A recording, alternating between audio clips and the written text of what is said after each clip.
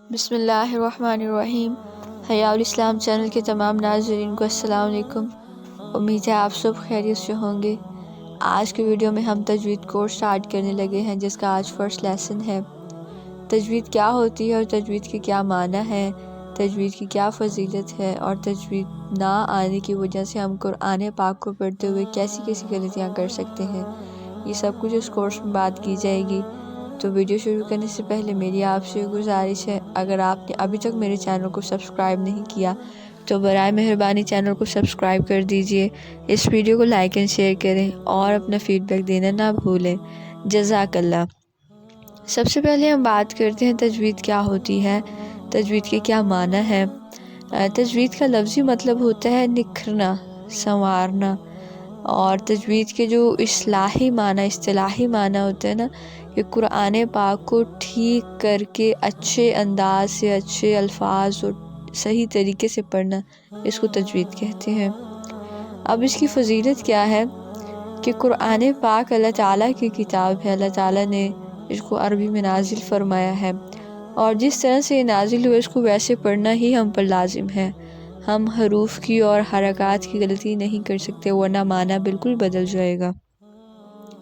اس کے ساتھ ہی آپ صلی اللہ علیہ وسلم کی حدیث مبارکہ ہے، آپ صلی اللہ علیہ وسلم نے فرمایا خیرکم من تعلم القرآن وعلمہ، یعنی تم بہترین وہ ہے جو قرآن کو سیکھتے اور سکھاتے ہیں۔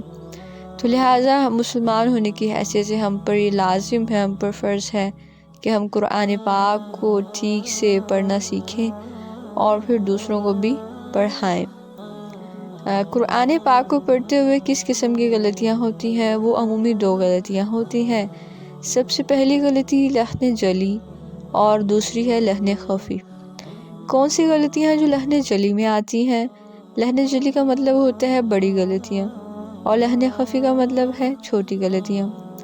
4 قسم کی غلطیاں ہیں جو کہ لحن جلی میں آتی ہیں۔ سب سے پہلے حرف کو بدل دینا، یعنی الحمد کی بجائے الحمد پڑھ دیا، تو ہا کو ہا سے بدل دیا۔ دونوں ہا مختلف ہیں، لیکن آپ نے اس کو ٹھیک سے نہیں پڑھا تو معنی بدل جائے گا۔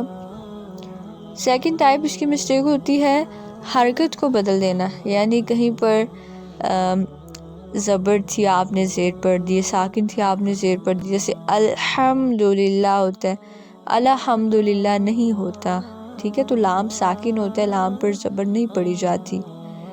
تھرڈ ٹائپ آف مسٹیک جو لحن جلی میں ہی آتی ہے وہ ہے حرکت کو لمبا کر دینا، جبکہ حرکت کو لمبا نہیں کرنا۔ الحمدللہ، اس میں حرکات لمبی نہیں ہو رہی ہیں۔